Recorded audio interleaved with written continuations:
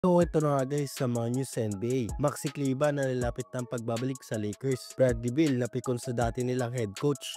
At Nico Harrison in-address ng media for the first time since Luka trade. So grabe nga talaga yung pagkaduwag ni Nico Harrison, no? First time niya lang i-address yung media since the Luka trade. Tapos pili pa yung mga journalists at bawal pa sila magdala ng camera at tape recorders. So basically, ang ginawa niya lang dito is dinoble down niya lang yung sinabi niya last time na hindi niya pinagsisisihan ang desisyon na i-trade si Luka. At follow up niya pa yan na wala daw siyang obligasyon sa fans ng Dallas dahil nasa organization daw ng Dallas ang loyalty niya. So napakakapal talaga ng mukha ng tao na to, no? Kung walang manunood na fans, baka wala ding trabaho ang buong Dallas franchise. Napakataas talaga ng ego nitong ni Nico Harrison. Good news ka para sa Lakers fans, may bago ng rest back ang Lakers dahil spotted na si Maxi Kleber na nagpa-practice ahead of the start ng playoffs ng Lakers kontra Wolves. So good news nga ito dahil mababack upan na yung mahinang center rotation ng Lakers at on time talaga para sa start ng playoffs.